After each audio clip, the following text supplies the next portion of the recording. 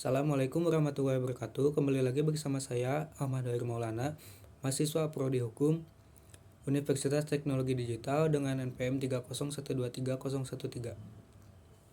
Di sini saya akan sedikit menjelaskan terkait Ma'rifatul Insan atau mengenal manusia, Thoqatul Insan atau potensi manusia, Nafsu Insan atau nafsu manusia, Sifatul Insan, sifat manusia, dan Hakikatul Ibadah atau hakikat ibadah.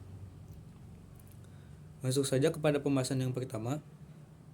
Nafsu insan mempunyai dua kata, yaitu ma'rifat dan insan. Ma'rifat berarti mengenal, sedangkan insan berarti manusia.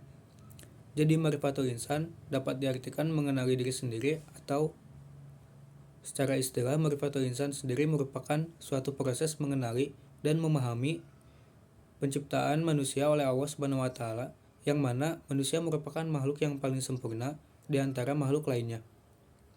Sehingga ketika seseorang sudah mengenali dirinya sendiri, siapa diri kita, dari mana asalnya, dan untuk apa kita diciptakan, dia akan membuahkan hasil, yaitu ketaatan dalam menjalankan amanahnya sebagai manusia. Dan ini menjadi langkah awal untuk mengenal Sang Pencipta, yaitu Allah Subhanahu wa taala. Manusia adalah salah satu makhluk ciptaan Allah yang memiliki peranan penting dalam kehidupan di muka bumi. Manusia juga dipandang sebagai makhluk yang paling tinggi derajatnya dibandingkan makhluk lainnya. Bahkan Allah menyuruh para malaikat untuk bersujud kepada Nabi Adam alaihissalam pada saat itu. Lalu adapun unsur manusia itu ada 3, yaitu qalbu atau hati, akal, dan jasad. Sehingga dengan 3 unsur tersebut, Allah memerintahkan kepada manusia untuk beribadah kepadanya dan menjauhkan diri dari kemaksiatan. Yang pada akhirnya, di akhirat nanti Allah memberikan balasan kepada manusia, yaitu surga dan neraka. Lalu masuk kepada pembahasan yang kedua, yaitu Thoqatul Insan atau potensi manusia. Thoqatul Insan adalah potensi manusia yang diberikan Allah kepada manusia, di mana manusia adalah suatu makhluk yang diciptakan oleh Allah untuk menjadi khalifah di muka bumi, sebagaimana dikatakan dalam Quran surat Al-Baqarah ayat 30, yang mana Allah menciptakan Nabi Adam pada saat itu.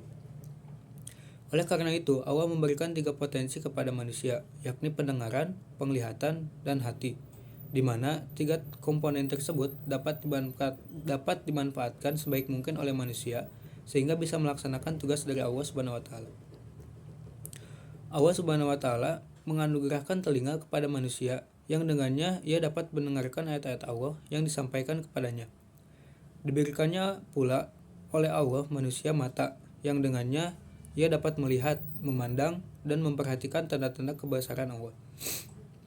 Diberikannya pula manusia hati, akal, dan pikiran untuk memikirkan, merenungkan, menimbang, dan membedakan mana yang baik dan mana yang buruk, mana yang bermanfaat, dan mana pula yang tidak bermanfaat. Sebenarnya, dengan anugerahnya itu manusia dapat mencapai semua yang baik bagi dirinya sebagai makhluk Allah. Ketiga potensi ini akan memberikan kemampuan kepada manusia untuk menentukan dan memilih jalan hidupnya sendiri. Manusia diberi kebebasan untuk menentukan takdirnya. Semua itu tergantung dari bagaimana mereka memanfaatkan potensi yang melekat dalam dirinya. Dari ketiga komponen itu, potensi spiritual dan akal memegang peranan penting dalam menentukan kesuksesan seseorang dalam kehidupan. Sebab dari kedua potensi itulah manusia akan tahu kemana akan melangkah, apa yang diinginkan, dan apa yang harus dilakukan. Lalu masuk pada pembahasan yang ketiga, yaitu nafsu insan. Secara bahasa, nafsu berasal dari bahasa Arab, nafsun, jamaknya anfus atau nusufun, yang berarti ruh atau nyawa, dari seseorang yang memiliki niat, kehendak, dan keinginan hati yang kuat. Sedangkan secara istilah, nafsu adalah suatu yang lembut pada diri yang menimbulkan keinginan seseorang atau dorongan hati yang kuat untuk memuaskan kebutuhan hidupnya, baik kebutuhan rohani maupun jasmani. Contohnya keinginan makan, minum, disanjung, dihargai, dan sebagainya. Lalu ada berbagai macam nafsu. Yang pertama, nafsu amarah. Nafsu amarah bisa dikenal sebagai emosional yang berlebihan. Nafsu ini muncul dari beberapa sebab dan akibat, yaitu perasaan cemburu, tersinggung, dan lain sebagainya, yang menyebabkan ia melakukan tindakan yang dapat merugikan diri sendiri. Lalu selanjutnya ada nafsu lawamah.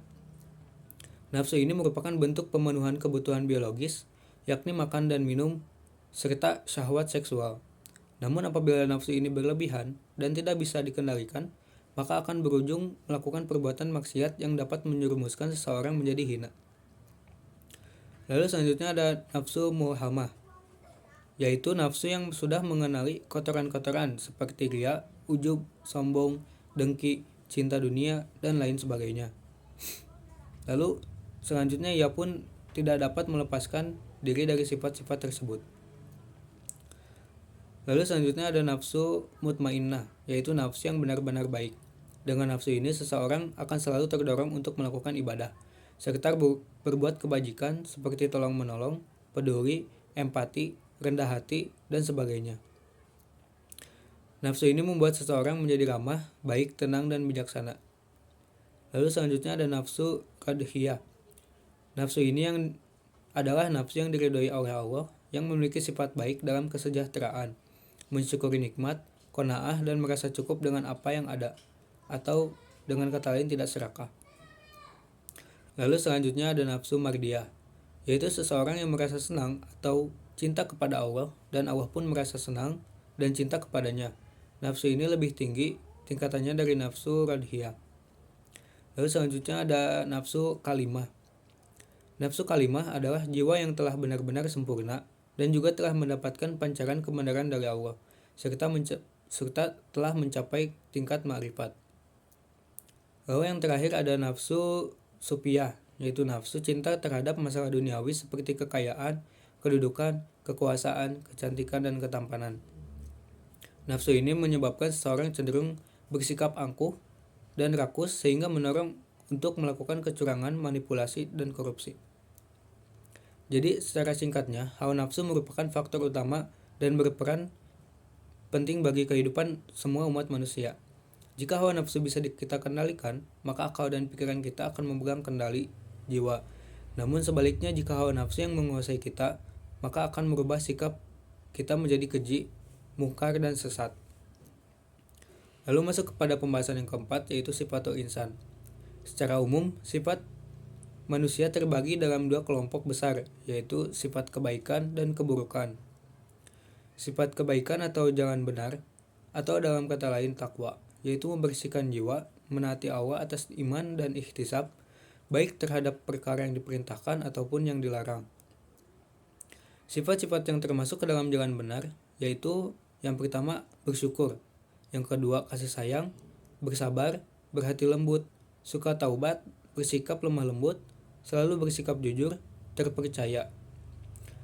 Lalu adapun sifat keburukan atau fujur, yaitu salah satunya adalah mudah terpedaya, lalai, suka tergesa-gesa, dan suka berlebih-lebihan. Lalu masuk kepada pembahasan yang terakhir, yaitu hakikat al-ibadah. Ibadah adalah serangkaian tindakan doa atau ritual yang dilakukan oleh individu atau komunitas sebagai bentuk penghormatan, pengakuan, dan ketaatan kepada Allah atau kekuatan rohaniah. Ibadah mencakup berbagai bentuk seperti doa, puasa, ritual, keagamaan, dan pengabdian kepada sesama. Tujuan utama ibadah adalah memperkuat hubungan manusia dengan Allah. Melalui ibadah, individu mengakui keberadaan kebesaran Tuhan, serta menyatakan ketergantungannya kepada Allah. Selain itu, ibadah juga menjadi sarana untuk mendekatkan diri kepada kebenaran, spiritual, dan mencapai kedamaian batin. Manusia diberi amanah oleh Allah untuk beribadah. Bahkan ibadah inilah yang menjadi tujuan penciptaan manusia di muka bumi ini. Seperti dalam Quran Surat Az-Zariyat ayat 56. Melalui ibadah, pengabdian kepada Allah, hidup manusia terkontrol dimanapun dan dalam keadaan apapun. Manusia dituntut untuk selalu dalam keadaan sadar sebagai hamba Allah dan mampu menguasai dirinya. Sekian dari saya. Assalamualaikum warahmatullahi wabarakatuh.